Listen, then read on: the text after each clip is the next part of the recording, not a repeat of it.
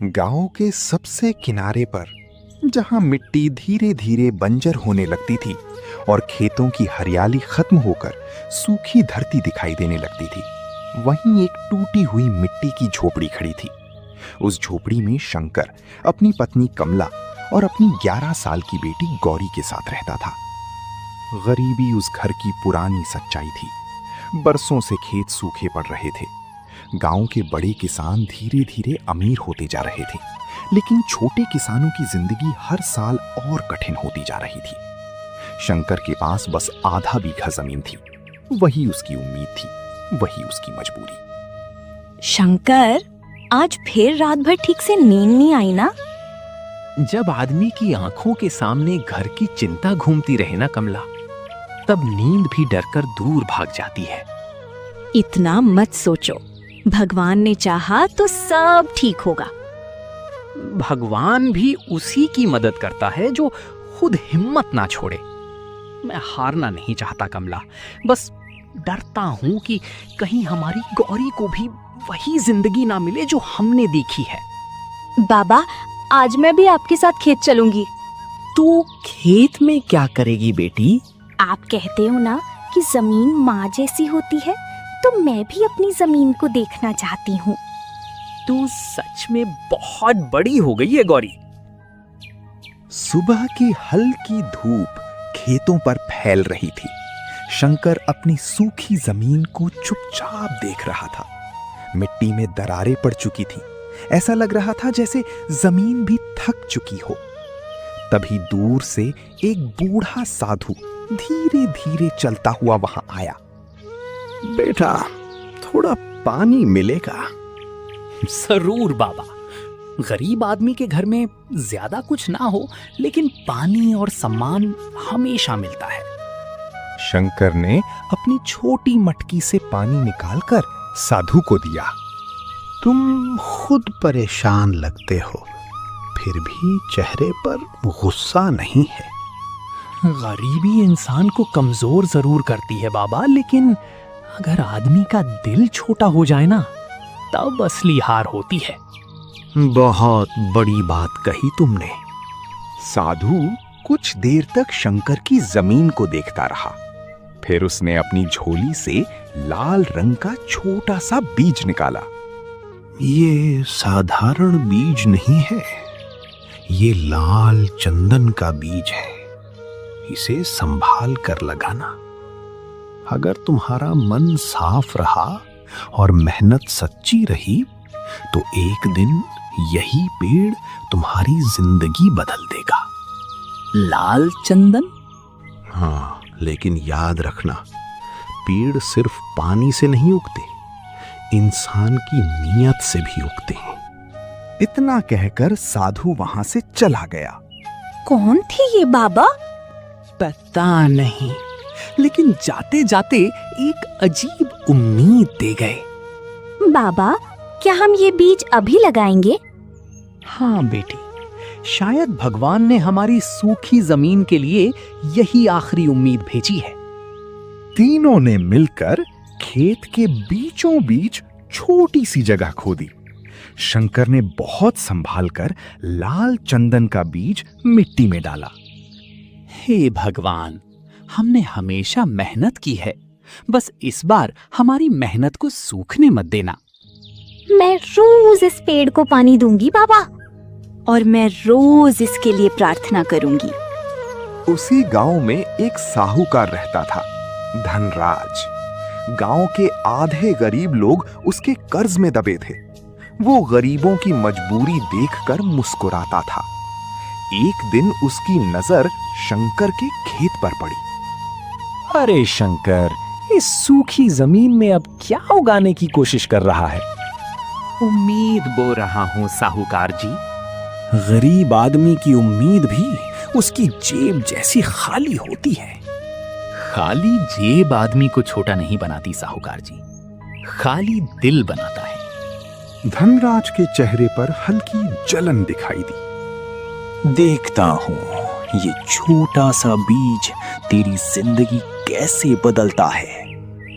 दिन बीतते गए, गर्मी बढ़ती जा रही थी।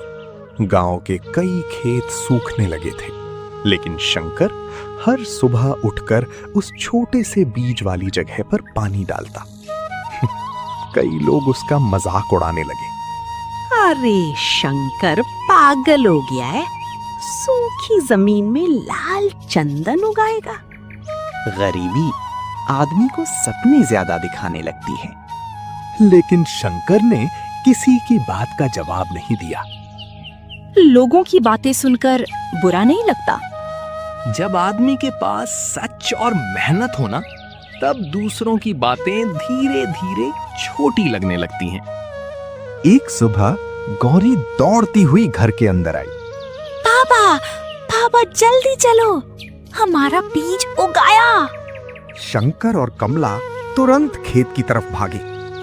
मिट्टी के बीच से छोटी सी हरी कोम्पल बाहर निकल आई थी। हे भगवान, सच में उगाया। देखा, मेहनत कभी पूरी तरह सूखती नहीं, बस उसे वक्त चाहिए होता है। अब ये बहुत बड़ा पेड़ बनेगा ना बाबा?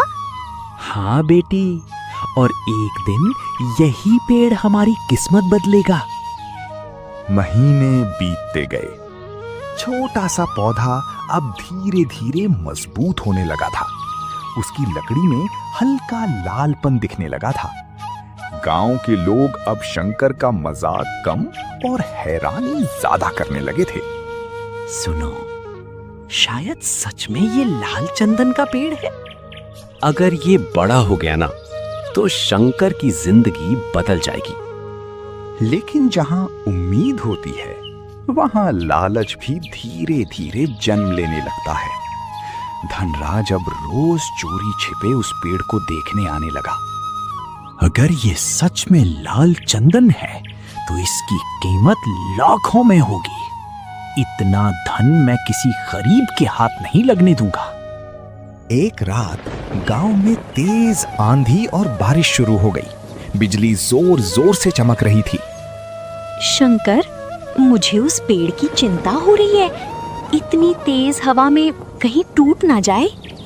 मैं देख कर आता हूं। शंकर बारिश में भीगता हुआ खेत तक पहुंचा। पेड़ तेज हवा में झूल रहा था। डर मत, मैं तुझे कुछ नहीं होने दूंगा। उसने पेड़ को रस्सियों से बांध दिया ताकि वो टूट ना सके। पूरी रात वो बारिश में उसी पेड़ के पास बैठा रहा। सुबह होते होते तूफान शांत हो गया। बाबा, हमारा पेड़ बच गया। हाँ बेटी, क्योंकि ये सिर्फ पेड़ नहीं, हमारी उम्मीद है। धनराज का लालच अब बढ़ चुका था। उसने अपने 2 आदमियों को रात में पेड़ काटने भेजा। अगर किसी ने देख लिया तो? गरीब आदमी की आवाज कौन सुनता है? जल्दी जाओ और पेड़ काट कर ले आओ। रात गहरी थी। दोनों आदमी चुपके चुपके खेत में पहुंचे। जैसे ही उन्होंने कुल्हाड़ी उठाई, अचानक जोर से बिजली चमकी। दोनों डर गए। तभी गौरी की आंख खुल गई। पापा, खेत में कोई है। शंकर तुरंत बाहर भागा। दोनों आदमी डरकर भाग गए। कौन था वहां? मुझे लगता है कोई हमारा पेड़ काटने आया था। अब समझ आया। गरीब आदमी की मेहनत सबसे ज्यादा लालच पैदा करती है। अगले दिन गांव में खबर फैल गई कि धनराज रात में शंकर का पेड़ कटवाना चाहता था। गांव वाले धीरे धीरे उसके खिलाफ बातें करने लगे। इतना लालच भी अच्छा नहीं होता। शंकर ने मेहनत की है, उस पेड़ पर सिर्फ उसी का हक है। धनराज को पहली बार लगा कि गांव वाले अब उससे डर कम रहे हैं। कुछ साल बाद लाल चंदन का पेड़ पूरी तरह बड़ा हो चुका था। उसकी लकड़ी की खुशबू दूर तक फैलती थी।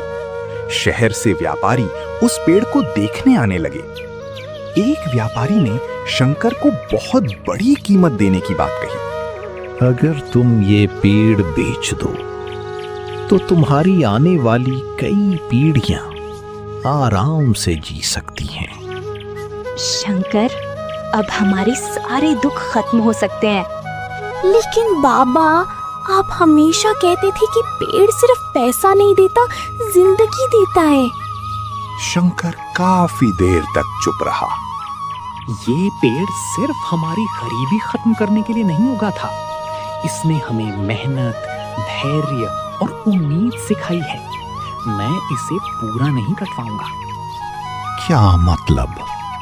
मैं इसकी सिर्फ कुछ लकड़ियां बेचूंगा, बाकी पेड़ जिंदा रहेगा, ताकि आने वाले लोग भी समझ सकें कि उम्मीद को काटना नहीं चाहिए। बाबा, अगर उस दिन वो साधु आपको ये बीज ना देता तो शायद मैं फिर भी मेहनत करता बेटी, क्योंकि असली जादू बीज में नहीं था, इंसान की उम्मीद में था। और सच्ची मेहनत एक ना एक दिन जरूर फल देती है। गरीब इंसान की सबसे बड़ी ताकत उसकी मेहनत और उम्मीद होती है।